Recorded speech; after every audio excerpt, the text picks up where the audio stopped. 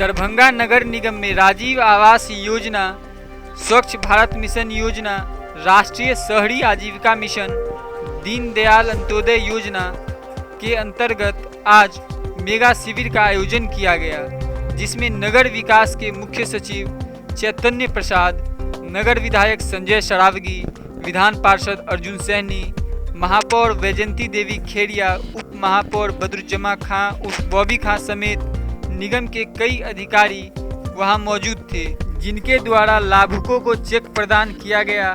साथ ही शहर के समस्याओं के निदान के लिए कई आश्वासन दिए गए, जिसमें दोनार से टिन्ही पुल तक निर्माण कार्य की बात भी कही गई।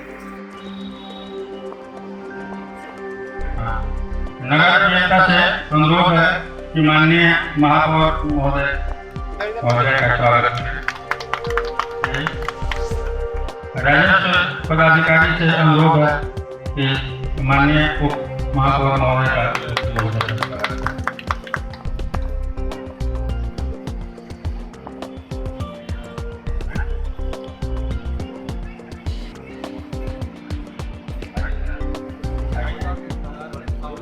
आगे से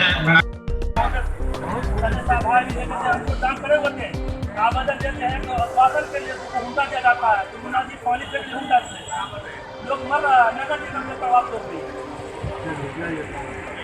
हमें एक आवाज दे दिया था, मिल गया। धन्यवाद माननीय नगर विधायक महोदय। कुछ सर से कुछ पार्षद लोग हमारे माननीय पार्षद सर से कुछ कहना।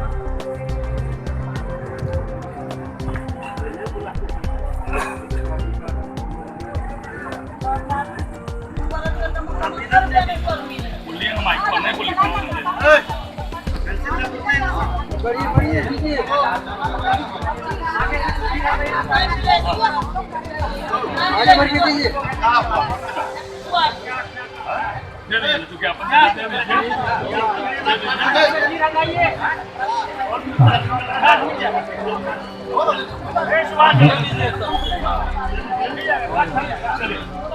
धन्यवाद नगर विधायक महोदय।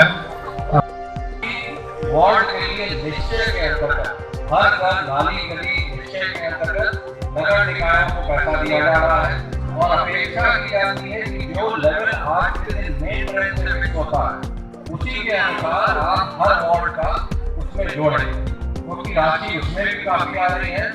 आपको ये भी बता दें कि यहाँ आने से पहले 14वें वित्त आयोग का आवंटन भी निर्गत हम लोगों ने कर दिया है, उसकी राशि मिल रही है आपको। पंचम राज्य वित्त आयोग का कैबिनेट में जाने के लिए वित्त विभाग को दस्तिका चली गई है। पंचम राज्य वित्त आयोग का भी प्रथम किस्त आपको बहुत शीघ्र मिलेगा।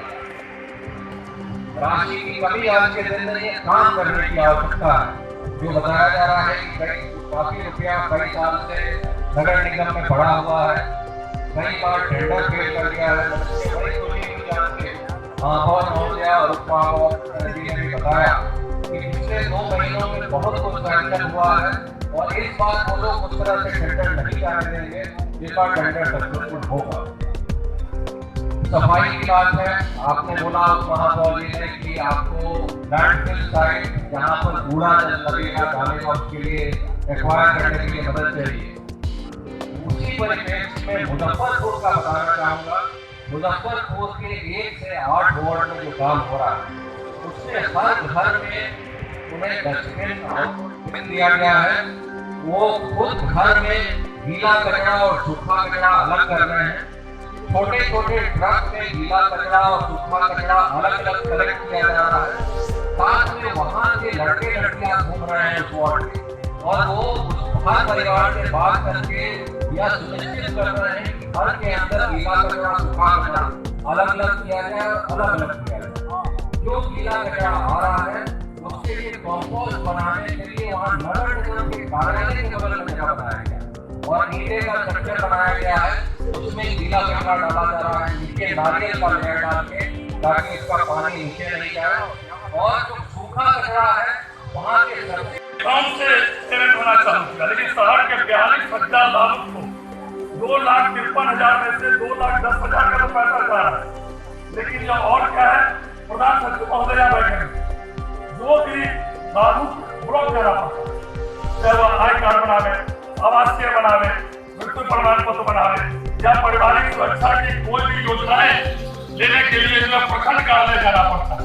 जबकि अब तो नगर निकाय स्वतंत्र हो गया संविधान के 75वां संशोधन के तहत, और वहाँ ऑलरेडी 25 ब्लॉक के लोग भरे रहते हैं। तो मेरा ये कहना है आप ही को करना है कि पूरे नगर निकाय में कम से कम वो आरटीजीएस जो काउंटर है, वो काउंटर जरूर जो है नगर निकाय में, जो कम से कम नगर निगम और में कम से कम जो बड़ी संख्या बड़े शहर हमारे नगर निगम के हैं, जो सुबह से लेकर शाम तक प्रखंड कार्यालय में लाइन लगा के रहते हैं। और वहाँ के पदाधिकारी का विशेष रहता है कि नहीं, जो ग्रामीण के लोग हैं उनका पहले काम हो जाए।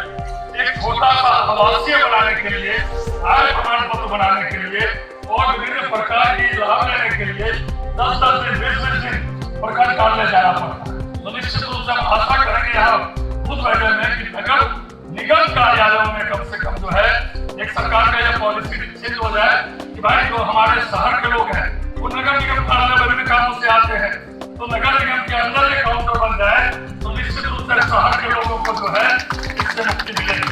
इसलिए ज्यादा वक्त नहीं लेते हुए एक बार फिर से प्रधान सचिव खुद दरभंगा की स्थिति का जायजा लेने आए हैं।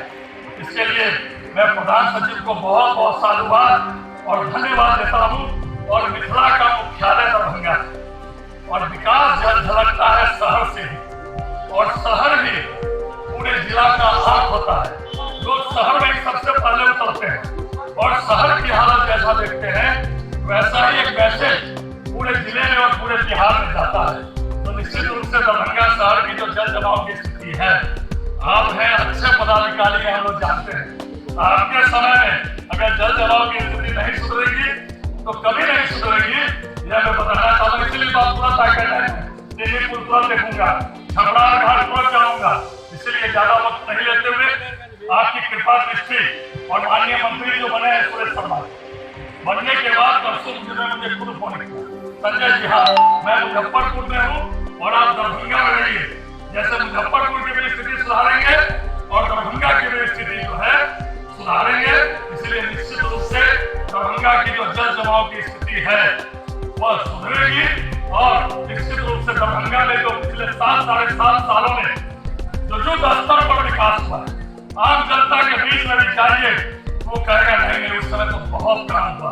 तो निश्चित रूप से फिर उस समय का दरभंगा जो है आगे झलकेगा और आप तो पहले ही। इसी दौरान वार्ड नंबर 29 के पूर्व पार्षद मुन्ना खान, किसान नेता राममोहन झा सहित कई पार्षद अपनी समस्याओं को लेकर वहां उपस्थित हुए। वार्ड नंबर 29 में लगातार 12 वर्षों से हो रहे जल जमाव की परेशानी को लेकर वार्डवासी पूर्व पार्षद मुन्ना खान के साथ नगर निगम पहुंचे और पूर्व पार्षद ने कहा कि अगर इसी तरीके से इन समस्याओं को नज़रअंदाज किया जाएगा तो आगे एक उग्र आंदोलन किया जाएगा।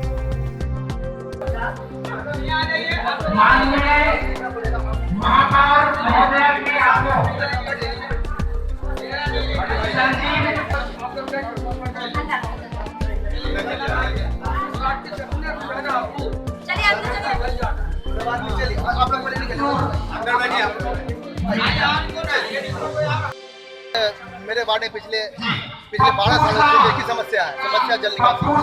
समस्या लेकर नहीं आए, आज शौचालय का मसला था, लेकिन आज ये चेताने आए हैं कि आज देखिए कितनी कम जनता आई है। जो लोग आकर्षित होकर रोड पर आएंगे तो नगर निगम का हाल क्या होने वाला है। ये तो सिर्फ अभी ये बताने के लिए आए कि हम लोग कितने परेशान हैं। आगे सूद लीजिए, नहीं सूद लीजिएगा तो आने वाला आंदोलन होगा। तो इसकी जिम्मेदारी सीधे यहाँ के महापौर, उप महापौर और यहाँ के नगर प्रशासन। ये बात बताइए, आप पूर्व में भी इस समस्या को लेकर आंदोलन किए लेकिन इस पर कोई मकबूल निराकरण नहीं किया। पता नहीं इसके बारे में सिर्फ हम ये कह सकते हैं कि अभी हमारे मेयर साहब, हमारी जो मेयर हैं, उन्होंने ये कहा कि 1 साल का मोहलत चाहिए। देखते हैं 1 साल में क्या कर पाते हैं। हम तो 5 साल में आंदोलन करके कुछ नहीं कर सके, हो सकता है वो कुछ कर पाए और उनसे अच्छी क्या उम्मीद है कि वो हो सकता है हमको बड़ी खुशी होगी कि मेरा वार्ड जो है जल जमाव से। तो क्या आप अभी जो प्रधान सचिव आए हुए विभाग के, क्या उनसे आप मिलेंगे समस्या को? जी उनसे मैं कोशिश करूंगा मिलने के लिए कि मिल के अपनी समस्या बताएं कि वार्ड किस तरह जल जमाव से जुड़ रहा है।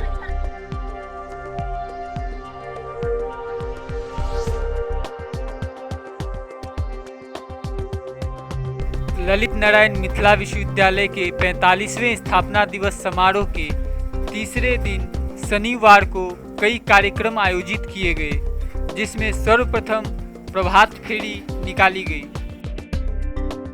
प्रभात फेरी के बाद कुलपति द्वारा महापुरुषों की प्रतिमाओं पर माल्यार्पण कर गांधी सदन में भजन कार्यक्रम का आयोजन किया गया, जिसके उपरांत राज पुस्तकालय के सभागार में कुलपति महोदय की अध्यक्षता में अभिव्यक्ति समारोह सह आर्थिक, सांस्कृतिक, ऐतिहासिक एवं शैक्षणिक संकलन के मूल्य विषय पर संगोष्ठी का आयोजन किया गया। इस कार्यक्रम में विदेशों से भी शोधार्थी आए हुए थे।